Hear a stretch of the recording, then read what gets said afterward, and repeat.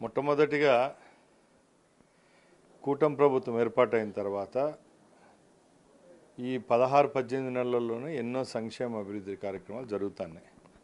రాష్ట్ర వ్యాప్తంగా పరిపాలన సౌలభ్యం కోసం కొత్త జిల్లాల ఏర్పాటు అనేది అందరూ ఊహించిన విధంగానే ఈరోజు డిస్కషన్లో ఉండింది. దానిలో భాగంగానే గౌరవ ముఖ్యమంత్రి గారు దీని మీద ఉన్నత స్థాయి కమిటీ వేయడం జరిగింది.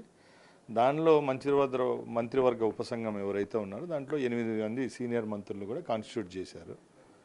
వాళ్ళు కూడా అక్కడున్న భౌగోళిక పరిస్థితులు, అక్కడున్న రాజకీయ పరిస్థితులు అన్నీ వేరేజ్ వేసుకొని ముఖ్యమంత్రి గారికి ఒక డీటెయిల్ రిపోర్ట్ సమర్పించడం జరిగింది.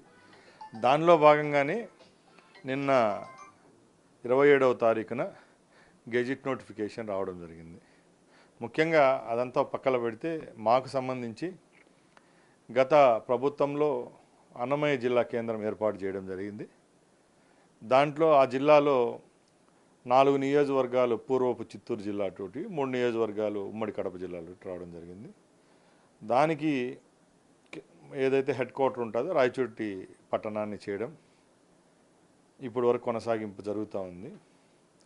ఈరోజు ఎప్పుడైతే మదనపల్లి జిల్లా కేంద్రంగా మదనపల్లి జిల్లా ఏర్పాటు చేయడం జరగాలన్నారో దానిలో భాగంగానే నిన్న ఇచ్చిన గెజిట్ ప్రకారం మదనపల్లి, తమ్మలపల్లి, పీలేరు, పుంగనూరు ఒక నియోజకవర్గం చేయడం, అలాగే రాయచోటి, రాజంపేట, కోడూరు ఈ 3 కలిపి ఒక నియోజకవర్గం.